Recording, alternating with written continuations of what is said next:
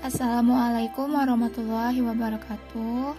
Nah, anak-anak, di pertemuan kedua mata pelajaran pengolahan dan penyajian makanan khusus untuk hidangan Indonesia, submateri hari ini adalah kita akan membahas tentang sup dan soto. Nah, sebetulnya tentang sup ini kita sudah pernah belajar juga ya di PPM Kontinental. Nah, pengertiannya sendiri kurang lebih sama, merupakan makanan cair yang terbuat dari kaldu atau stok, di mana kaldu ini dapat dibuat dari daging, ayam, ikan, dan kemudian ditambahkan bahan-bahan bumbu-bumbu serta isian. Nah, bahan-bahan pembuatan sup ini yang pertama terdiri dari bahan utama, yaitu kaldu atau stok. Nah, yang kedua, bahan isian, di mana bahan isian ini berasal dari nabati berupa sayur-sayuran dan serelia, dan berasal dari hewani seperti daging, unggas, ikan, dan jenis-jenis seafood. Kemudian yang ketiga ada bahan pengental, di mana terdiri dari tepung, pure, bisa juga pakai maizena, banyak ya bahan pengental. Kemudian yang keempat ada bahan pemberi rasa dan aroma sup seperti lada, garam. Nah, kemudian kriteria sup dibagi menjadi dua, ada sup yang kental dan ada sup yang cair. Nah, kalau sup yang cair itu kriterianya dia harus benar-benar jernih dan tidak terdapat gumpalan. Kemudian juga tidak berlemak, kaya dari segi aroma, rasa, dan juga penampilan. Kemudian temperaturnya harus sesuai dengan jenis sup, karena jenis sup ini terbagi menjadi dua ya, ada yang panas dan ada yang dingin. Kemudian untuk kriteria sup kental, dia mempunyai tekstur kental namun masih dapat dituang atau mengalir baik dalam keadaan suhu panas maupun dingin.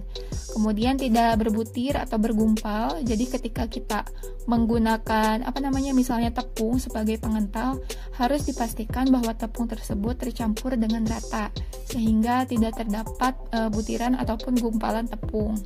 Kemudian kriteria sup kental yang lainnya ialah kaya dari segi aroma, rasa, dan penampilan, dan temperaturnya harus sesuai baik untuk sup panas maupun sup yang dingin. Nah, itu untuk pengertian tentang sup ya, pengertian dan kriterianya harus seperti apa. Nah, selanjutnya kita akan masuk ke pembahasan tentang soto. Nah, soto ini aneka ragamnya banyak sekali ya, karena kan di Indonesia sendiri kita punya banyak banget daerah gitu. Nah, karena hal itu tentunya dapat mengakibatkan aneka ragam soto gitu. Pertama-tama kita kenalan dulu sama pengertian soto. Nah, pengertian soto menurut Halimah Kadar dan kawan-kawan tahun 1984 halaman 13 ialah hidangan berkuah dengan bahan baku daging, dapat diberi saus, keripik kentang, toge, dan sebagainya. Kuah soto ini dapat bersantan ataupun tidak. Perbandingan isi dan kuah yaitu 1:2. Satunya itu isi dan duanya itu kuah. Jadi kuahnya itu harus lebih banyak dari isinya. Nah, rasa soto itu gurih dan wangi karena penggunaan bahan, bumbu, dan rempah-rempahnya itu cukup bervariasi. Nah, di sini kita akan membahas tentang bahan-bahan untuk membuat soto. Bahan-bahan pembuatan soto ini ada dua, yaitu kuah dan isinya. Nah, kuah soto diperoleh dari cairan kaldu yang terbuat dari air dan zat ekstraktif daging serta bumbu-bumbu. Nah, dalam pembuatan kaldu ini, suhu air pada awal perebusan daging harus dalam keadaan dingin, agar zat-zat ekstraktifnya keluar. Kemudian bumbu-bumbu yang ditambahkan pada kaldu dapat menghasilkan kaldu yang beraroma enak dan memberikan pengaruh terhadap rasa soto. Untuk memperkaya rasa dan aroma, kuah soto ini ada yang ditambahkan dengan santan, sehingga kuahnya lebih kental dibandingkan soto yang berkuah dingin. Kemudian bagian isinya, untuk bahan isi soto yaitu bahan pokok dan bahan pelengkap, dibagi dua ya untuk si isiannya. Yang pertama itu isi sebagai bahan pokok. Pada umumnya bahan yang digunakan untuk bahan pokok pembuatan soto adalah sumber protein hewani yang berasal dari daging sapi, jeroan, dan juga bisa daging ayam. Nah, daging yang akan dijadikan bahan pokok soto yaitu daging sapi yang lemaknya banyak, seperti bagian sandung lamur. Nah, untuk daging ayam, dagingnya harus terlihat segar, berwarna kemerah-merahan, dan baunya segar. Bukan bau busuk gitu ya, tapi bau amis khas daging ayam yang baru dipotong. Kemudian untuk jeroan sapi harus segar dan juga tidak berbau dan sudah sangat bersih gitu ya. Karena kan jeroan sapi itu umumnya kotor gitu, jadi harus dibersihkan dengan benar-benar. Kemudian ada isian sebagai pelengkap. Pada umumnya bahan yang digunakan sebagai bahan pelengkap soto yaitu biasanya soun, kacang kedelai, telur rebus, kerupuk, toge. Nah, sedangkan untuk penyedap rasa dan aroma kita bisa menambahkan daun bawang, seledri yang diiris halus, kemudian bawang merah yang digoreng, jeruk nipis dan juga cuka. Nah, di bagian isian ini juga kita menambahkan bumbu dan rempah-rempah untuk membuat soto yang terdiri dari bawang merah, bawang putih, kemiri, jahe, garam, serai, lengkuas, daun salam, kunyit, gula merah, bumbu penyedap dan juga kecap. Sedangkan rempah-rempah yang digunakan biasanya itu merica, ketumbar, jinten, pala, cengkeh, kayu manis, kapulaga dan adas. Karena Indonesia itu sangat beragam gitu ya bumbu dan rempah-rempahnya, makanya dalam pembuatan soto ini penggunaan bumbu dan rempahnya juga sangat kaya gitu ya. Makanya rasanya itu kalau kalian mungkin punya favorit soto, pasti udah tahu banget gitu ya rasa enak dari soto tersebut. Selanjutnya kita akan membahas pengolahan aneka soto.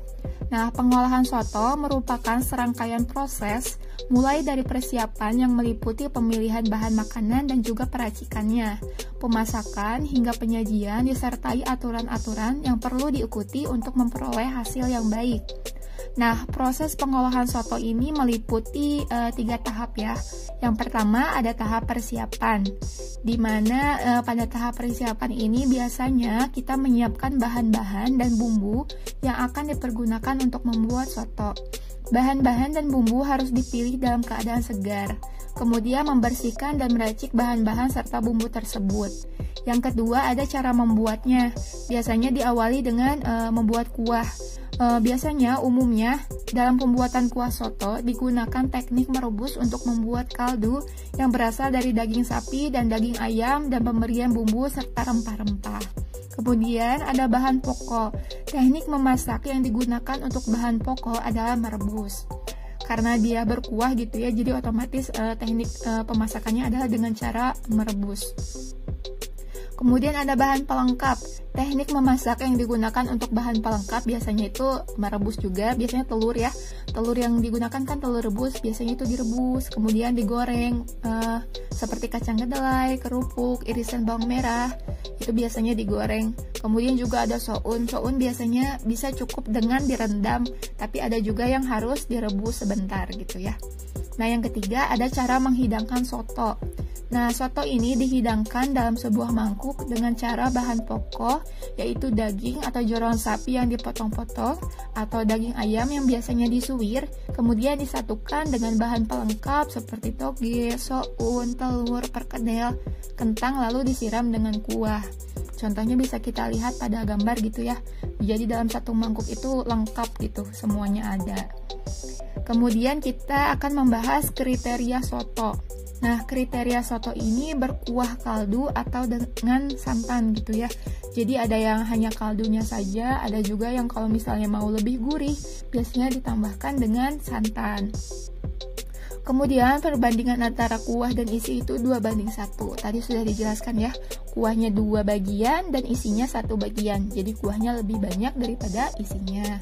Kemudian kaya dari segi aroma, rasa, dan juga penampilan.